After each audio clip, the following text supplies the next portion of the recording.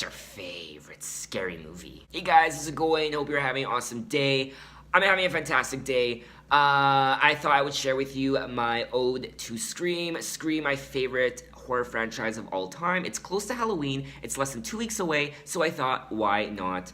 I remember watching Scream for the first time when I was 6 and 7, and I was a changed man. I forever loved horror movies. They're on out. So I thought I would share with you my love for the 4 movies by Wes Craven. The first 2 came out in the 90s, the third one came out in 2000, and the fourth one came out in 2011. I did make a bit of a mess in the kitchen, I mean, let's be real here.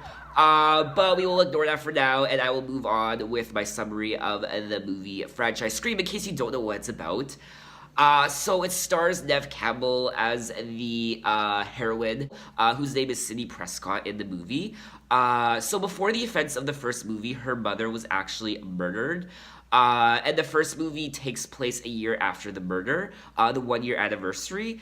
And then mysteriously there is a Ghostface killer who starts terrorizing her friends and her classmates. Her classmates start dying one by one. And Neve Campbell's character, Sidney Prescott, is walking on eggshells. She's attacked a few times by this Ghostface killer. And then the end of the first movie is essentially this house party where crazy shit happens. Honestly, the ending of Scream 1, the big house party sequence is, I mean, I'm a 90s baby. I'm only 28, so I'm not that too in-depth when it comes to horror movies. I mean, I'll say that Scream is one of the most iconic horror movies of all time. That may be a bit of an insult to some people who have been around longer than I have, and have seen so many more horror movies. Obviously, there are so many more iconic horror movies out there. I'm very much a fetus still. I mean, I'm in my 20s, but I've seen enough horror movies, old and modern, to kind of pick up on realizing that Scream is one of the most iconic horror franchises of all time, right up there with, you know, Nightmare on Elm Street and Halloween, Friday the 13th. I actually didn't really like Friday the 13th. I tried watching the first one, it was okay. I really did like the Halloween franchise. And what I also like about the Scream franchise is that it's a bit of a satire of horror movies that came before it. So it doesn't take itself seriously, it's a bit tongue-in-cheek. It kind of borrows elements from previous horror movies and kind of incorporates it into its own. But interesting enough, I'm sure all of you have heard of the comedy horror movie Scary Movie, which is kind of a spoof off of Scream, which is interesting because Scream itself is a spoof off of horror movies from the 80s and 70s and whatnot, and then Scary Movie comes along, which is a spoof of a spoof, which I found really interesting. I really did like Scary Movie.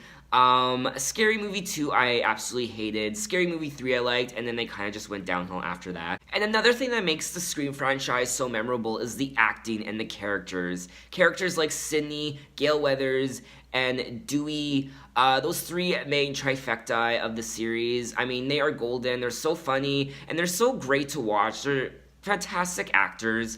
Courtney Cox and David Arquette and Neve Campbell, they are fantastic actors. And, you know, horror movies aren't known for their great actors and actresses. Horror movies aren't known for great acting. But you look at those 3 characters, not just them, but the side characters as well. Whoever did the casting for these movies did a fantastic job.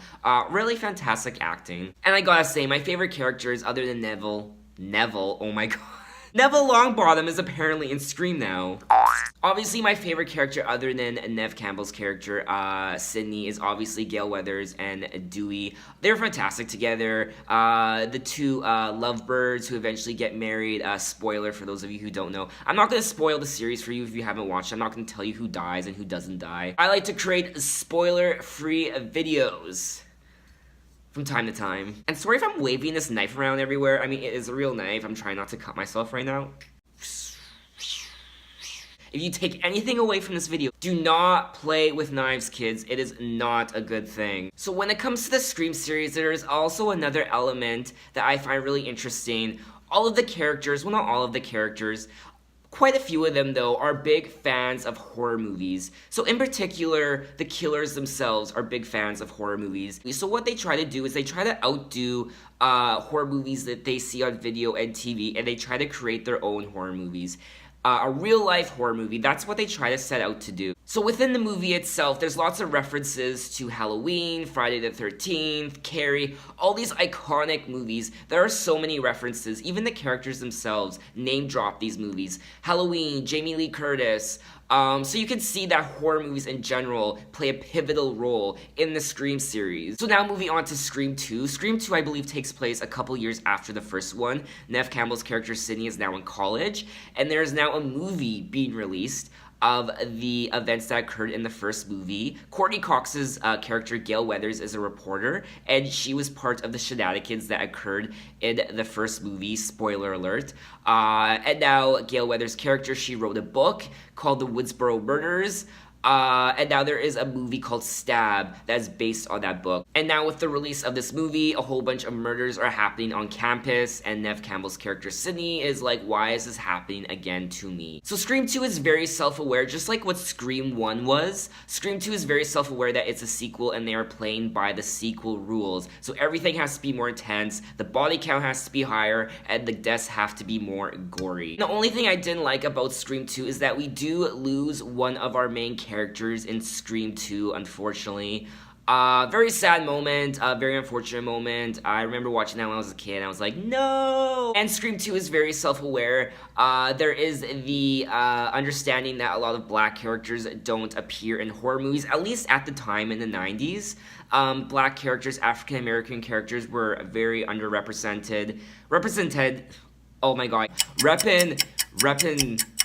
Black characters weren't represented in horror movies in the 90s, 80s, what have you. So it's no surprise that the opening scene in Scream 2 is two black characters, Jada Pinkett Smith and her boyfriend. And Courtney Cox's character, Gail Weathers, her cameraman is black now, and there's the whole reference that black characters don't do well in horror movies, that they killed off really quickly. So now the cameraman, who is black, he's all freaking out once he sees that everyone is dying, all these kids are dying. He's like, oh, I'm gonna like die soon because I'm black, and black characters don't last long in horror movies. Again, this is what I love about the Scream franchise. It's not just about the killing, it's not just about the horror, it's very self-aware, it's very meta. You know, like I said, Scream 2, they're very aware that they are in a sequel, that the events that occurred in Woodsboro are happening again. And going back to Scream 1, my favorite kill scene in Scream 1 is definitely the garage door one. I won't give anything away, but I think that's probably the most iconic death scene, if not in the first movie, the whole series as a whole. The infamous garage death scene. Very fantastic. Actually, what am I talking about? The most infamous scene in all of the Scream movies is the opening scene in Scream 1 with Drew Barrymore's character. How could I forget that scene? How could I forget to talk about that? Drew Barrymore's character in the opening act of Scream 1 is the most iconic scene of the whole Scream franchise, if not the most iconic scene in any 90s horror movie. It is just on point. It is so scary. I don't need to tell you what happens. You probably know it does even without watching it. It is just fantastic. It's so scary. It is definitely Drew Barrymore's most iconic scene ever, her most iconic role, and her most iconic movie. Now moving on to Scream 3. Scream 3 actually gets a lot of hate. A lot of people see it as the weakest of the series. So Scream 3 takes place a couple years after the events of Scream 2. Neve Campbell's character, Sidney Prescott, relocates to another part of the country. She is in hiding. She is hiding from all the psychopaths who are out to get her. But once again, unfortunately, what starts to happen, people start dropping like flies. So this time the Ghostface Killer reappears in Hollywood on the set of Stab 3, the third movie in the Stab franchise that is based on the book by Gail Weathers, The Woodsboro Murders, and is also based on Sidney Prescott's life. So what starts happening is all these actors and actresses start dying on the set of the movie, and now Sidney Prescott, again, is terrorized. This Ghostface Killer brings her out of hiding, and Sidney Prescott flies to LA, Hollywood, to confront this killer, to figure out what's happening, and to kind of end it once and for all. So this is the third movie in the trilogy, which means that this movie, Scream 3, is played by the trilogy rules. Which means that Sidney Prescott's character, all the main characters that have made it from the first movie to the second movie to the third movie, are going to discover something that they didn't know initially in the first movie, because that is really what happens in trilogies. The character discovers something that they didn't know originally in the first movie, some kind of life revelation, you know, like Star Wars, what have you. Luke, I'm your father. What I love about Scream 3 is that it's definitely the funniest of the bunch. It's very meta, if not more meta than the first two. I love Parker Posey's character. Her character is the actress who has played Gail Weathers in the movie Stab 3.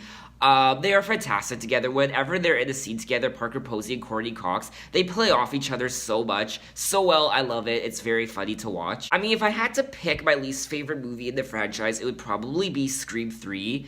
But not by a long shot by any means. I mean, I love all these movies equally, but if I had to choose the weakest in my opinion, it would be Scream 3. I don't feel like the deaths in Scream 3 were as gory and as intense as the ones in Scream 1 and Scream 2. I really feel like they could have gone the extra mile with the death scenes. I just don't feel like they were very good. I mean, that is what this series is known for. Not only the great acting and the great characters, but it's also known for the death scenes, and I just don't feel like they were very good in the third one. Even the opening scene in Scream 3, I feel like wasn't very good. It was okay. I just don't feel like it was very suspenseful. But we do lose a main character in the opening of Scream 3, so that's a little sad. But another element I did like about Scream 3 is the voice recorder, how the killer is actually manipulating the voices of the characters in the movie.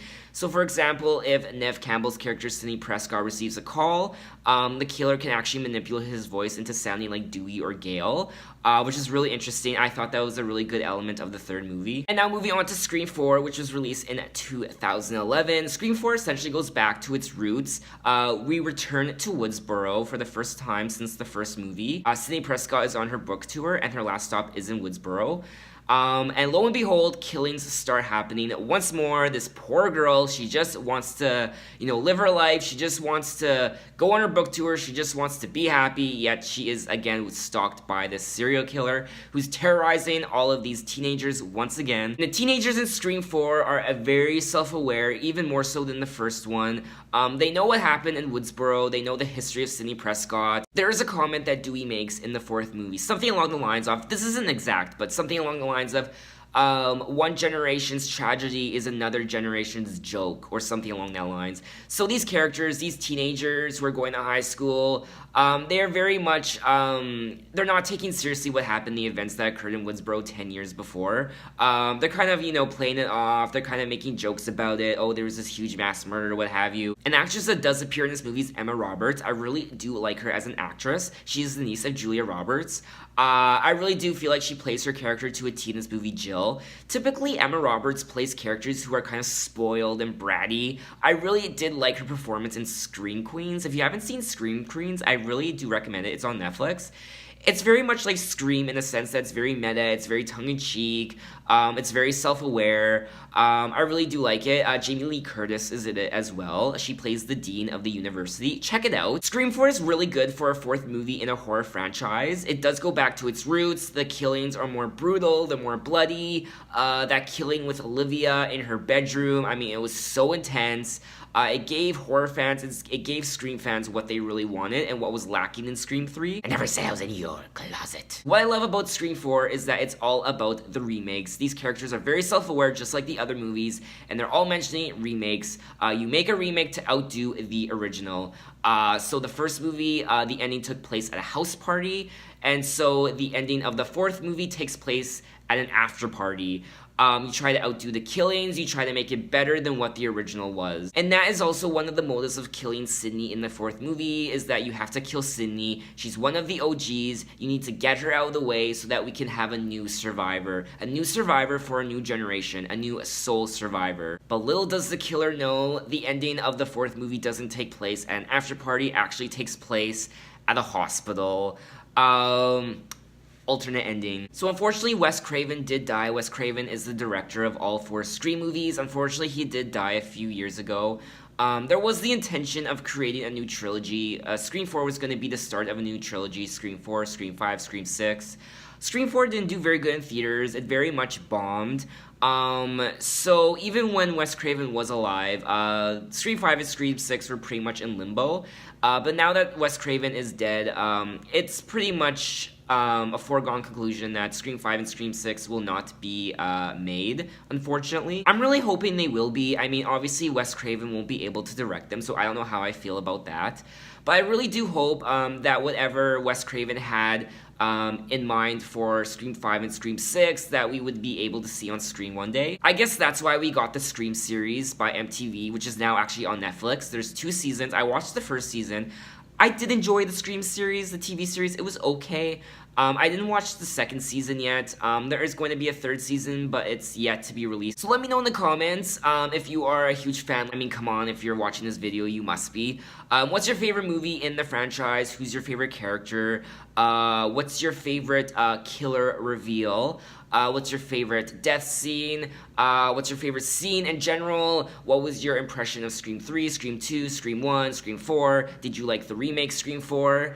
What did you think of all those things? Let me know in the comments. Let me hear your opinions. And if there was to be a Scream 5 and Scream 6, what do you think Wes's intention was for them? What do you think Wes had in mind for Scream 5 and Scream 6? I did some digging online. I kind of read the rumor mill. I have some ideas of what Wes might have had in store for us. Some interesting fan theories. So that's it for this video, guys. Hope you enjoy watching. I hope you have a safe and happy Halloween. Hope you enjoy your horror marathons this October. And take care. Later, guys.